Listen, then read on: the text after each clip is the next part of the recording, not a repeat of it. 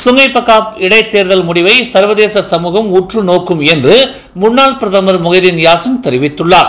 பினாங்கில் உள்ள சுங்கை துறையில் நேற்று இரவு நடைபெற்ற சராமாவில் பிரிகாத்தான் நேஷனல் தலைவருமான முஹிதீன் வாக்கெடுப்பை மலேசியர்கள் மட்டும் கண்காணிக்கவில்லை என்றும் இது வெறும் இடைத்தேர்தல் என்றாலும் ஒட்டுமொத்த உலகமும் உற்று நோக்குவதாகவும் அவர் கூறினார்.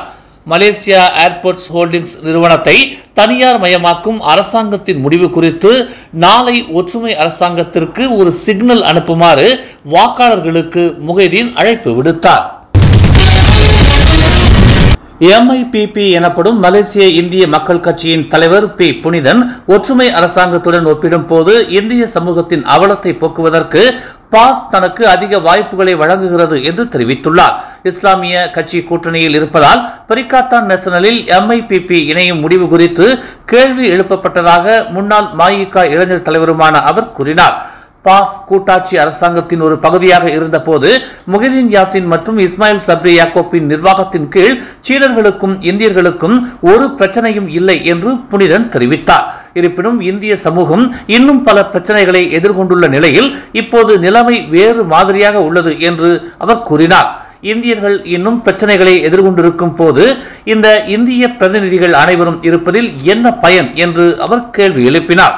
பக்காத்தான் ஹரப்பானை அரவணைத்து அதில் எதுவும் வராமல் பார்த்துக் கொள்வதற்கு பதிலாக பாசுடன் இணைந்து இந்திய சமூகத்தின் முன்னேற்றத்திற்காக போராடுவது நல்லது என்று அவர் வலியுறுத்தினார். அடுத்த பொது தேர்தலில் பக்காத்தான் ஹரப்பானுடன் ஒத்துழைப்பது தொடர்பாக கூட்டணி தலைவர் டாக்டர் அமாட் ஜாகித் ஹமீடி கூறிய கருத்துகள் குறித்து பாரிசான் நேஷனலின் இரு கூட்டணி கட்சிகள் கேள்வி எழுப்பி வருகின்றன. மாசிசா மற்றும் மாயிகாவின் பொதுச் செயலாளர்கள் பாரிசான் பக்காத்தானுடன் இணைந்து செயல்படும் என்று அமாட் ஜாகித் கூறியது குறித்து பாரிசான் கூட்டணி கட்சிகளுடன் கலந்து ஆலோசிக்கப்படவில்லை என்று கூறினார். மாசிசா பொதுச் செயலாளர் டாக்டர் சோங் சின் ஊன் இந்த அறிவிப்பு பாரிசானில் பலருக்கு ஆச்சரியமாக உள்ளது என்று தெரிவித்தார். பக்காத்தான் போட்டியிடும் பகுதிகளில் பாரிசான் போட்டியிடுவதில்லை என்ற முடிவு கூட்டத்தில் எழுப்பப்படவில்லை என்பது உறுதி செய்யப்பட்டதாக மாயிகா பொதுச் செயலாளர் டத்தோ ஆர்.டி. ராஜசேகரன் தெரிவித்தார். கடந்த ஜூன் 30ஆம் தேதி அம்னோ தலைவரான அமாட் ஜாகித் 16வது பொது தேர்தலுக்கு முன்னதாக பாரிசான் பக்காத்தானுடன் தொடர்ந்து பணியாற்றும் என்று தெரிவித்தார். பின்னர் செய்தியாளர் சந்திப்பில் 16வது பொது தேர்தலில் பாரிசானும் பக்காத்தானும் தங்கள் சொந்த சின்னங்களை பயன்படுத்தி போட்டியிடுவார்கள் என்றும் பக்காத்தான் போட்டியிடும் பகுதிகளுக்கு பாரிசான் செல்லாது என்றும் தெரிவித்தார் என்பது குறிப்பிடத்தக்கது. நாளை சுங்கை பக்காப் தேர்தல் நடைபெறவுள்ள நிலையில் சுங்கை பக்காப் இடைத்தேர்தலில் வாக்குகளை பெறுவதற்காக மக்களுக்கு வெகுமதிகளையோ பரிசுகளையோ வழங்க வேண்டாம் என்று பக்காத்தான் ஹரப்பான் எச்சரித்துள்ளது. பாஸ் கட்சியின் மத்திய குழு உறுப்பினர் டாக்டர் சகிடான் காசிம் ஆளும் கூட்டணி என்ன வேண்டுமானாலும் செய்யலாம் என்ற எண்ணத்தில் வாக்குகளுக்காக லஞ்சம் கொடுப்பதை நோக்கமாக கொண்டிருந்தால் அவர்களின் செயல் மன்னிக்கப்படாது என்று தெரிவித்திருந்தார். பக்காத்தானின் அனைத்து நடவடிக்கைகளையும் அல்லாஹ் பார்த்து கொண்டிருக்கிறார் என்பதை நினைவூட்டிய 6வது எம்பியுமான அவர் ஆளும் கூட்டணியை மறைமுகமாக அப்படியான காரியங்களை செய்ய வேண்டாம் என்று எச்சரித்தார். சுங்கை பக்காப் சட்டமன்ற இடைத்தேர்தலில் போட்டியிடும் கட்சிகளின் ஒரு அனுமதி விண்ணப்பம் கூட நிராகரிக்கப்படவில்லை என்று உள்துறை அமைச்சர் டாக்டர் சைஃபுடின் நசத்தியோன் இஸ்மாயில் தெரிவித்துள்ளார். இரு தரப்பினரின் 153 விண்ணப்பங்களும் காவல்துறையால் அங்கீகரிக்கப்பட்டதாக அவர் கூறினார். காவல்துறை மற்றும் தேர்தல் ஆணைய கண்காணிப்பாளர்களால் தேர்தல் பிரச்சார கண்காணிப்பு நியாயமாகவும் வெளிப்படையாகவும் இருந்ததாக சைஃபுடின் தெரிவித்தார். பிரச்சார நிகழ்வுகளுக்கு அனைத்து அனுமதிகளும் வழங்கப்பட்டுள்ளதாகவும் பாரபட்சம் அல்லது அதிகப்படியான தலையீடு இன்றி காவல்துறை பாதுகாப்பை உறுதி செய்து வருவதாகவும் அவர் கூறினார். இதுவரைக்கும் 4 புகார்கள் கிடைத்துள்ளதாக சுட்டிக்காட்டிய அவர் பாதுகாப்பு பிரச்சனைகள் தொடர்பான ஒட்டுமொத்த பிரச்சாரம் தற்போது கட்டுக்குள் உள்ளது என்று அவர் தெரிவித்தார்.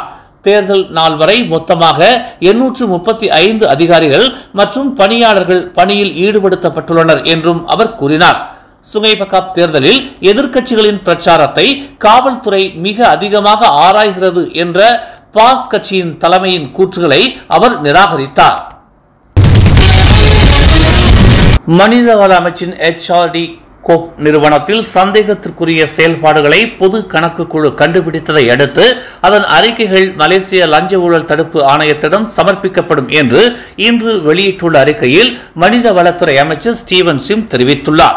MECC-க்கு சமர்ப்பிக்க வேண்டிய அறிக்கைகளை தயாரிக்குமாறு அமைச்சின் பொதுச் செயலாளர் டர்ஸ்ரி கைருல் டிசைமி டாவூட் மற்றும் மனிதவள மேம்பாட்டுத்துறை தலைமை நிர்வாக அதிகாரி டத்தோ ஷாகுல் டாவூட் ஆகியோருக்கு தாம் அறிவுறுத்தியதாக அவர் கூறினார்.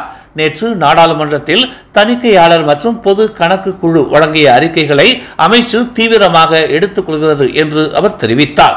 தணிக்கை செயல்முறை 2019 முதல் 2023 ஆண்டு வரை HRD கோப்பின் செயல்பாடுகளில் கவனம் செலுத்துகிறது என்று அவர் கூறினார். தமிழ் மலர் செயலி நம் சமுதாயத்தின் உரிமை குரலாய் உண்மையின் வாசமாய் மக்களுக்காக நாளும் மலர்கிறது தமிழ் மலர் நாளிதழ்.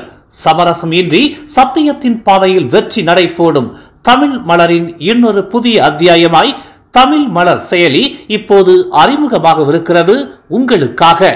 மலேசியாவின் ஆக சிறந்த தமிழ் ஊடகமாய் உள்ளூர் தகவல்களை உடனுக்குடன் தெரிந்து கொள்ள மலர்கிறது தமிழ் மலர் செயலி.